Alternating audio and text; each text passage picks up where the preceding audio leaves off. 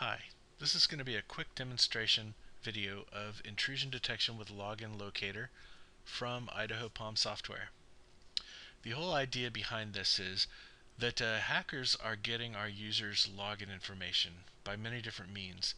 They're getting it through either social engineering, calling it up, impersonating an IT department and trying to get their login name and password, or through phishing websites. There's a number of different ways that they get that. And once they have a valid login to your Salesforce environment, there's typically nothing in place to be able to monitor and realize that fraudulent logins are taking place.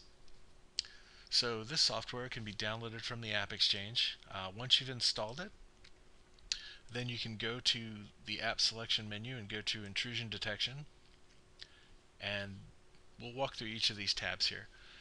First off, you'll see a current login map, so you'll be able to see graphically where your users are logging in from. There's a clustering built into these maps so that many different points on the map will cluster together, and you can zoom in and zoom out without the map getting too messy.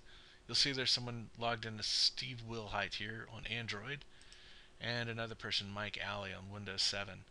You can click down to drill down to more information into this login history tab and see a lot more information. There's source IP, the time zone, the location, lots of information below, as well as previous login attempts or failed login attempt information, as well as their session information.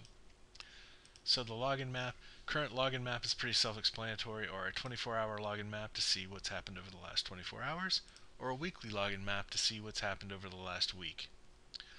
All of this login information filters up into this risk console. So what is a risk console? So it basically just accumulates these risk points for every login that happens.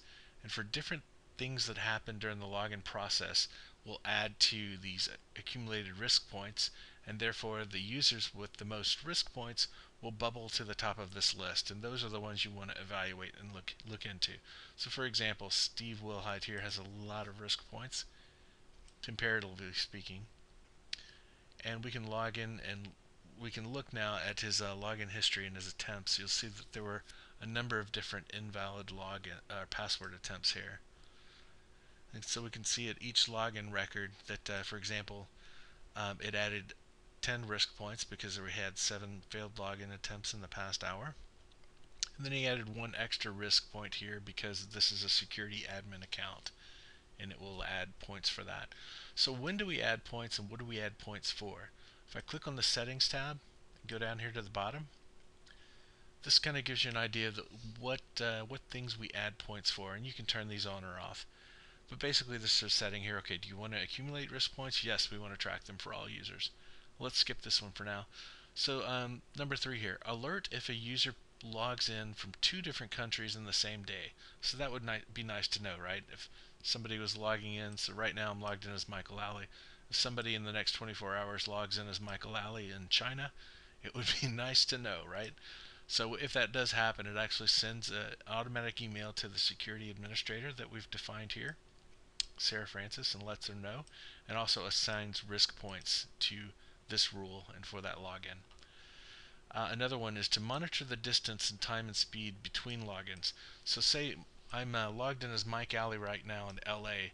If an hour from now Mike Alley tries to log in from New York, it's going to compute the distance and the speed and understand miles per hour to get there and say, hey, you couldn't have got there that quick, even on a fast plane.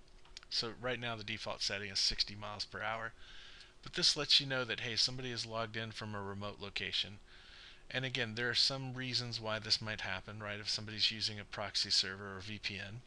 But again, that's just something that's going to add additional risk points to various logins, so you can get to know exactly what's going on.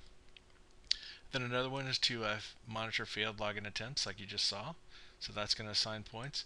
And then it's going to assign just 1 simple point if it's a login by a systems administrator.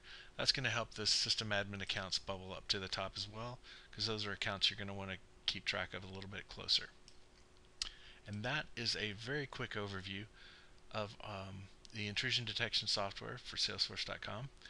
You can find more on our website at www.idahopalm.com, and including a user manual that walks you through each of the installation procedures and all of the maps and all of the console settings for this product.